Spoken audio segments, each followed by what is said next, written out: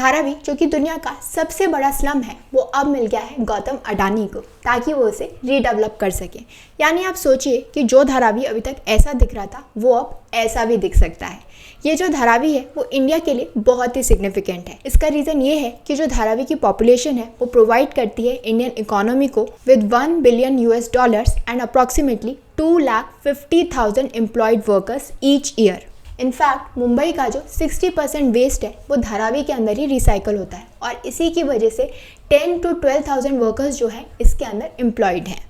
और इसके अलावा वहाँ पर सेंटर्स हैं for the production of fast fashion companies जैसे कि Zara, H&M, Giorgio, Armani and many more. और धारावी सिर्फ एक स्लम नहीं है बल्कि एक आइडियल मिक्स डेवलपमेंट है जिसकी इंस्पिरेशन बाकी सिटीज़ को भी लेनी चाहिए।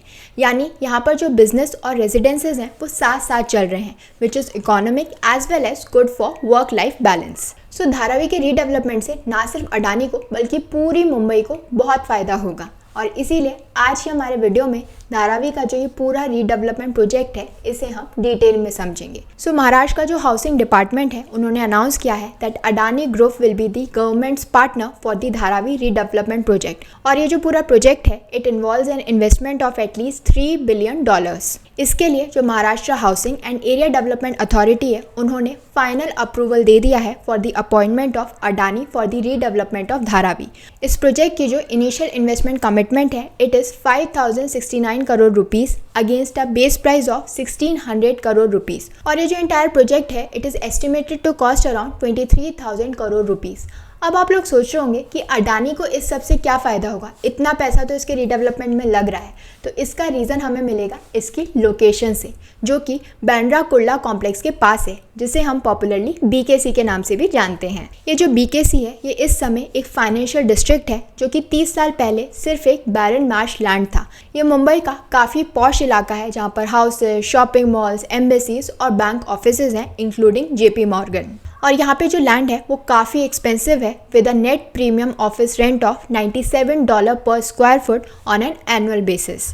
और अगर हम इस प्राइस को लंदन के मेन फाइनेंशियल डिस्ट्रिक्ट से कंपेयर करें तो it is $101 and in case of downtown New York it is $102। But the irony is कि ये जो BKC एरिया है वो अपने नेबर से टोटली डिफरेंट है, कॉन्ट्रास्ट में है विच इज़ धारावी। BKC जितना वेल प्लान्ड है, सब कुछ ऑर्गेनाइज्ड है, जो धारावी है वो उतना ही क्योस के अंदर है। और ये दोनों एरियाज जो हैं वो डिवाइडेड है विद द मिथी रिवर। एक टाइम था जब ये सोचा जाता था that Mumbai would be the next Shanghai but unfortunately it remains only a slum by. लेकिन अब धारावी के रीडेवलपमेंट से ये सोचा जा सकता है कि शायद मुंबई भी जो है वो शंघाई बन जाए। लेकिन इस पूरे प्रोसेस में काफ़ी सारे ऑब्स्टेकल्स हैं जिसमें सबसे बड़ा ऑब्स्टेकल तो ये है कि ये जो रीडेवलपमेंट धारावी के रेजिडेंट्स को प्रोवाइड कराया जा रहा है वो तभी मिलेगा जब वहाँ के जो रेजिडेंट्स हैं वो ये बात प्रूव कर पाएंगे that they have been living in Dharavi prior to 1 January 2000। But इसके अंदर प्रॉब्लम ये है कि धारावी की 40% पॉपुलेशन के पास कोई भी प्रॉपर रिकॉर्ड्स है ही नहीं इस बात को प्रूव करने के लिए कि वो 2000 से पहले से धारावी के अंदर रह रहे हैं। दो अभी तक गवर्नमेंट ने 50 एकड़ से भी कम की लैंड जो है वो सिक्योर की है ताकि वो बिल्ड कर सकें एक affordable housing for Dharavi residents इन मुंबई। और एक बार वहाँ के जो एग्जिस्टिंग रेजिडेंट्स हैं वो रीलोकेट हो जाते हैं उसके बाद जो अडानी ग्रुप है वो फ्री है कि वो डेवलप कर सकता है इस पूरे ब्राउन फील्ड लैंड को into market rated residential and commercial property. लेकिन अभी तक हमारे पास कोई भी फाइनल ब्लूप्रिंट नहीं है कि कैसे जो अडानी ग्रुप है वो इस एरिया को रीडेवलप करने पा रहा है। ये सब बातें जो हैं वो अज्यूम की जा रही हैं कि अगर लैंड बच गई तो क्या हो सकता है, क्या फ़ायदा होगा। इस बारे में कोई भी फाइनल जो रिकॉर्ड पे हमारे पास कोई भी फाइनल ब्लूप्रिंट नहीं है। लेकिन अगर हम गौतम अडानी की बात करें जो कि रन करते हैं एयरपोर्ट्स, पोर्ट्स और माइंस, तो उनका क्या व्यू है, वो क्या एम रखते हैं इस पूरे ट्रांसफॉर्मेशन को लेके। तो वो धारावी को ना सिर्फ मॉडर्न सिटी सेंटर के अंदर कन्वर्ट करना चाहते हैं बल्कि वो प्रिजर्व और प्रमोट करना चाहते हैं लोकल MSMEs को। और इसे वो अचीव करेंगे by using a multi prong strategy with the help of sectoral experts and civil society.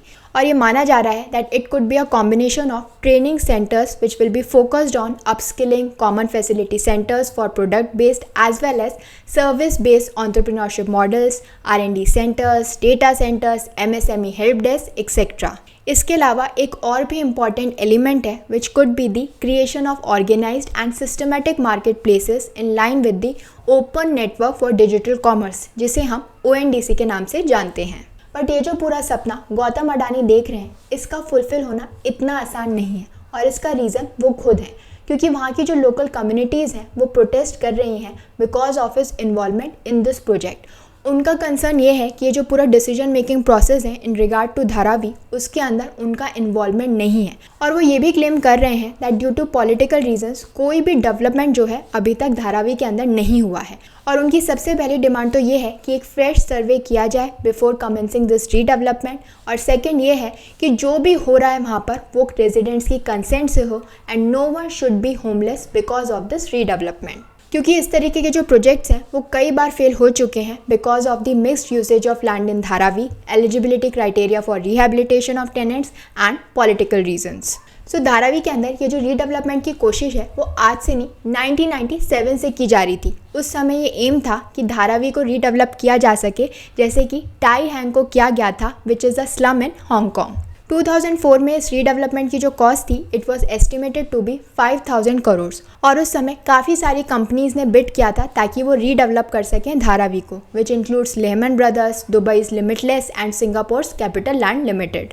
उसके बाद 2010 के अंदर ये जो एस्टिमेटेड कॉस्ट थी वो बढ़कर 15,000 करोड़ हो गई थी, और अब 2023 के अंदर वापस से ये कोशिश की जा रही है बाय गौतम अडानी, और इस बार जो एस्टिमेटेड टोटल कॉस्ट है इट इज़ $2.4 बिलियन।